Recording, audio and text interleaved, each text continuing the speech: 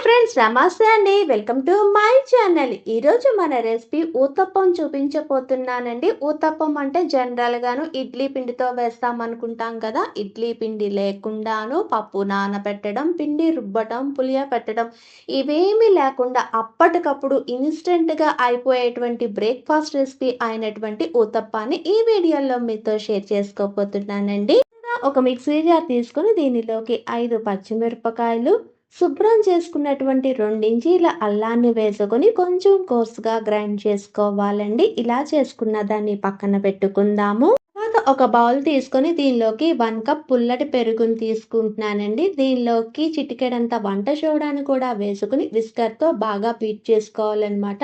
ఇలా పెరుగు అన్నది ఎంత ఎక్కువసేపు బీట్ చేసుకున్నాం అనుకోండి, ఊతప్పం అన్నది అంత టేస్టీగాను అండ్ సాఫ్ట్గాను వస్తాయి అన్నమాట. నేనైతే కనీసం ఒక 2-3 నిమిషాలైనా బీట్ చేసుకున్నానండి.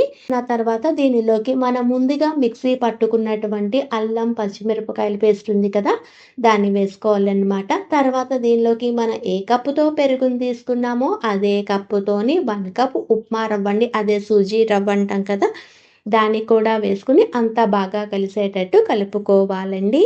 ఇలా కలుపుకున్న తర్వాత దీనిలోకి మనం ఏ కప్పుతో అయితే ఉప్మా రవ్వను తీసుకున్నామో అదే కప్పుతోని 1 కప్పు సేమియాను కూడా వేసుకుని అన్నీ బాగా కలిసేటట్టు కలుపుకోవాలండి. ఇలా కలుపుకున్న తర్వాత దీనిలోకి రుచికి అనుగుణంగా ఉప్పును కూడా వేసుకొని, ఊతప్పం పిండి అన్నది గట్టిగా ఉంది కాబట్టి మనం ఏ కప్పుతో అయితే ఉప్మా రవ్వను తీసుకున్నామో అదే కప్పుతోని 1/2 కప్పు వాటర్ అన్నది తీసుకొని కొంచెం కొంచెం వేసుకుంటూ అన్నీ బాగా కలిసేటట్టు కలుపుకోవాలండి.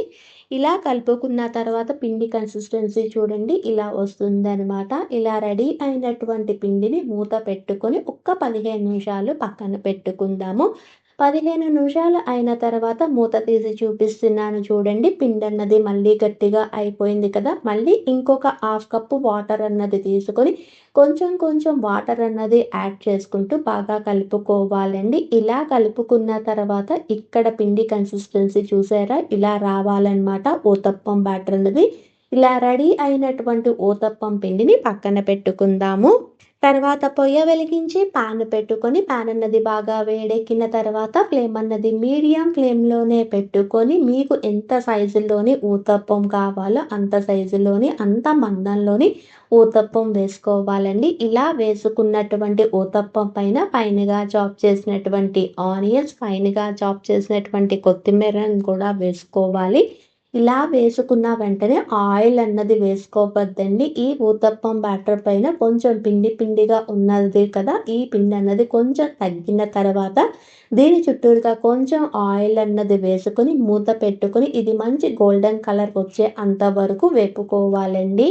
ఎక్కువసేపు పట్టదండి, ఒక 2-3 నిమిషాల్లోనే వేగిపోతుంది అనమాట. ఇలా వేగిన తర్వాత నేను మూత తీసి దీన్ని ఫ్లిప్ చేసి చూపిస్తున్నాను చూడండి, ఎంత మంచి గోల్డెన్ కలర్లో ఉందో కదా. దీని చుట్టూరుగా కొంచెం ఆయిల్ అన్నది స్ప్రెడ్ చేసుకొని ఒక్క నిమిషం అయిన వెంటనే మళ్ళీ ఫ్లిప్ చేసుకొని దీని ప్లేట్లోకి డిష్ అవుట్ చేసుకోవటమేనండి. ఇలా రెడీ అయినటువంటి ఊతప్పంలోకి పల్లీ చట్నీ, టమాటా పచ్చడి అన్నది బాగుంటుందండి. ఈ 2 ఆల్రెడీ మన ఛానల్లోని బ్రేక్ఫాస్ట్ చట్నీస్ అన్నటువంటి ప్లేలిస్ట్లో ఉంటాయండి.